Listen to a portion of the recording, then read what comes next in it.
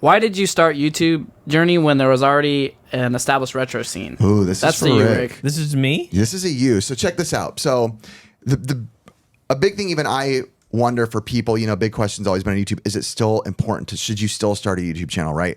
At this point, you feel like everything's been exhausted. So what I wanted to ask you, you being here, you started YouTube when the retro scene was already alive and thriving, right? Big retro channels. Everyone's been hitting it. People would say it was a crowded space. You came in and quickly rocked the boat.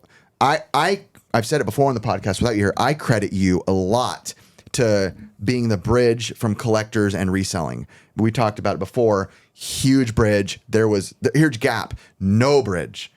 Sell, collector. Screw you if you do this. Screw you if you do that.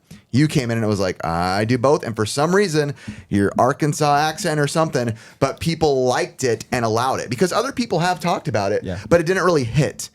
So what made you decide I'm doing in YouTube? I'm in on this. And feel free to talk about how Ricky and I inspired you. Yeah, totally. Yeah, y'all did. I think so. I have a creative bug in me. Like I'm a musician. That's like I definitely have that. And I had just seen YouTube and was digesting a lot of YouTube, but wasn't seeing what was in my brain.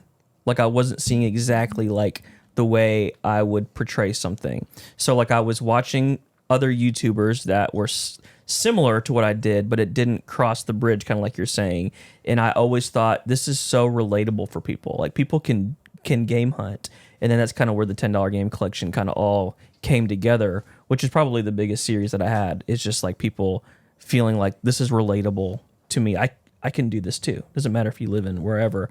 So I don't know. That's kind of like I envisioned a YouTube channel of the stuff that I liked that didn't quite exist yet. Yeah.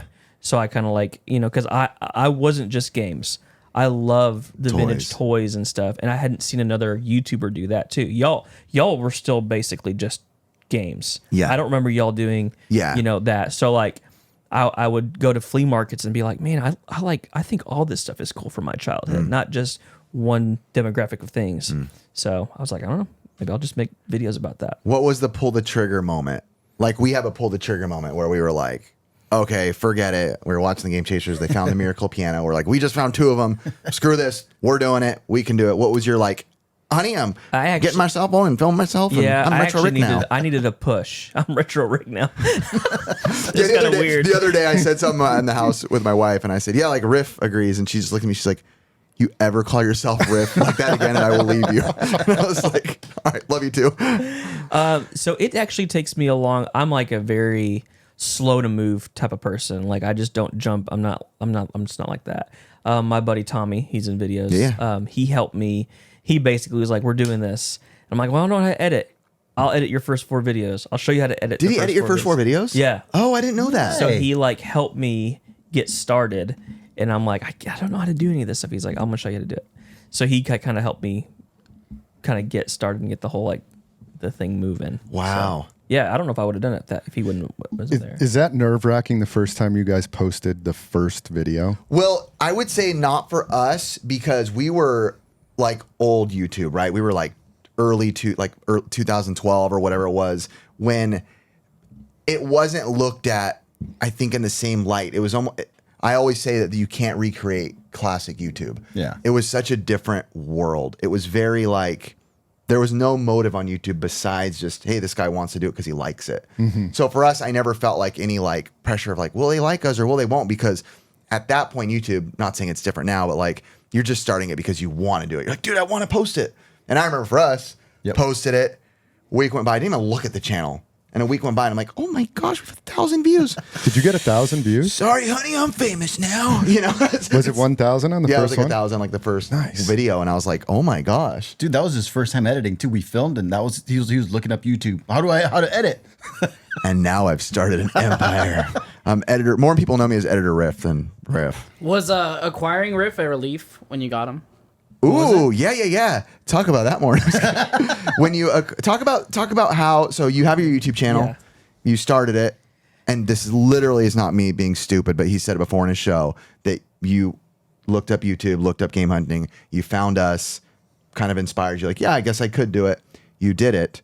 Curtis's question, real, what was it like to have someone, because to have me jump in as your editor and kind of take a lead of like, trust me. Well, I didn't. I mean, you're like a total jerk, and I never knew that. And so like, we started hanging out, and That's so true. well, like like the front, kidding, no. the He's front like- you put on. He's just not like this off camera. I'm This just is kidding. horrible.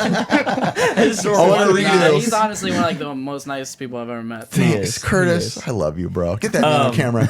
Chris, get out of here. You know, I think this is the thing that people dismiss the most is I'm not a video editor. Got it. I'm not a video editor, and I was editing my videos. Yeah. Like literally, Tommy helped me with the first 4 videos, and I'm like, okay. Like I'm fumbling through it. I'm like, I think this would be cool. I don't know how to do that, so I guess I'm not going to do it. Yeah. And you just kind of keep moving through. It was taking me like 10 hours Oh no. to make very mediocre Oh videos. no. So like, yes, it was a huge relief. It was a huge relief because he has a certain skill set that is so valuable that he can do not the same amount of work. He can do better work in a fourth the time that I was doing in 8 hours, 10 hours. So it was a huge relief in that regard for sure. Yeah, because I mean the videos got better immediately. I have another editor too. Sorry. Yeah, no, I know. Look, if you guys are wondering, just look at the good videos. You know it's mine. Actually, a lot of just people like- don't even. Actually, a lot of people still are like They don't know. they'll because he's never on video, so people will be like, "Great job, editor Riff," and it was a Joe video. It's just funny. Man, Riff's the best. All right. And in the same topic, what was one of your favorite things or challenges that you did content wise that you would try to love and do again? Oh, so this is a really tough subject. People are like, Oh yeah. we need a $10 game collection again. We need another series again. And it's so hard because I'm like, that took so much work. It was another, like I was going out thinking every day when I was going to Goodwill, like to make this thing Yeah. continue to like progress. Yep. And I'm not in that season anymore. I own a video game store. Well, and the reality is too, speaking as like so I'm fresh off coming back from a YouTube summit, a very private, these people that are there at this summit are, I'm not trying to be sound weird, they're very high end, intelligent YouTubers making great livings off Successful. YouTube, very successful YouTube people, and they're very smart. And I will say this with respect.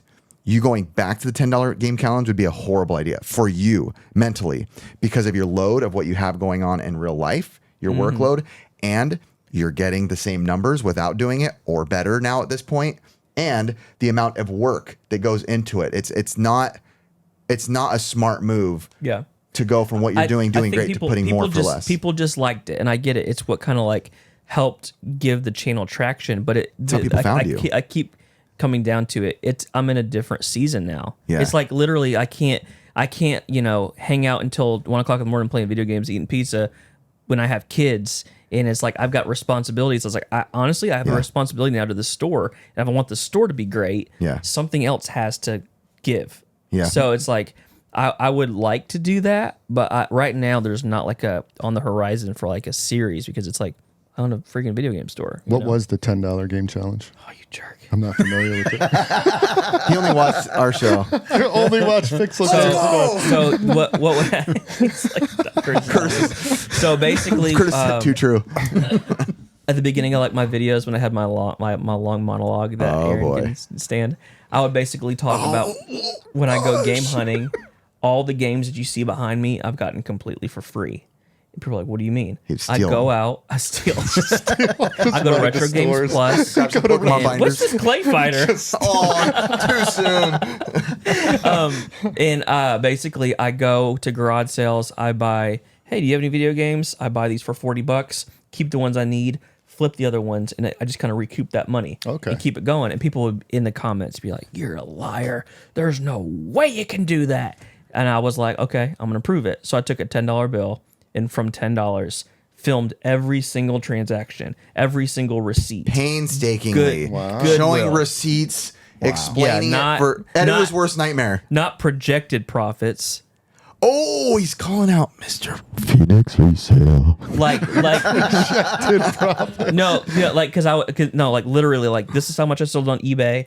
This is how much they take. this is how much shipping was. I made $7.23. Goes back into the fund. I showed the entire thing for over a year, Yeah. and it was like 20 grand worth of games. And you built up 20 grand. Nice. Yeah. That's awesome. Yeah, and it kind of took people along for the journey. So Yeah, it was a lot of work though for you too as well, for sure. A lot of. I mean, I'd be like, now I'm just like, send me a video. He's like, cool. I went and filmed this cool vlog. Make it look cool. $10 game collection. I was like, well, I got to film an intro, then the receipts, and then the V-roll of this, and then the and I'm much. like, dude.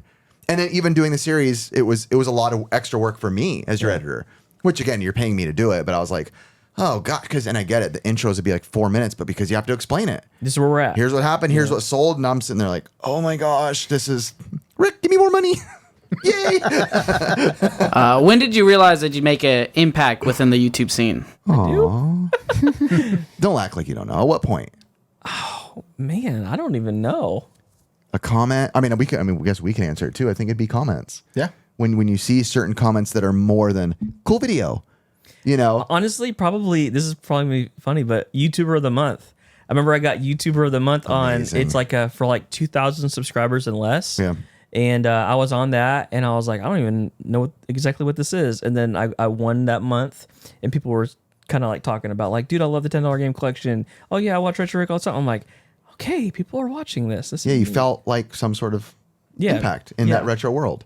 Yeah, for sure. Yeah, I'd say for us, it was definitely like when comments would come through that were more than like cool video. Yeah. Right? Like an impact was like, hey, dude, my sister's sick in the hospital and she watches you. Yep. You know, whatever it may be. I mean, there's Gabbo. Gabbo. I was gonna say Gabbo. Gabbo's a huge example of that. And Gabbo we met him he was dressed up as Negan. I go to an expo and there's this guy, 6'2" with a baseball. Oh, hey, Rivo, I want your soul. And I'm like, who's this guy? Go take a picture with me. I'm like, okay, take a picture of them. He reaches out. He's like, I want to meet with you again. I want to talk, blah, blah. And I go meet with him at a little restaurant place at lunch. And he's a, goofy guy, lovable guy. And he starts telling me the story of how his grandma and his aunt. Yeah, Is that both correct? grandma and his aunt. How they passed, but they were in hospitals watching our show and they didn't even speak English. And he's like, dude, they like wanted to watch your shows in their end of life to make them smile and laugh, like when we'd slap each other and stuff. And I think it's moments like that when you're like, Yeah. okay, this is an impact more than just like great video, cool find. It makes you feel like a different level of like, I guess, respect for what you do. And I think it's good because it gets you through those seasons of like wanting to not do YouTube. You're like, God, I don't really care anymore. I'm so tired doing this. And then you get those comments and you're like, okay, this has value. It feels good to do.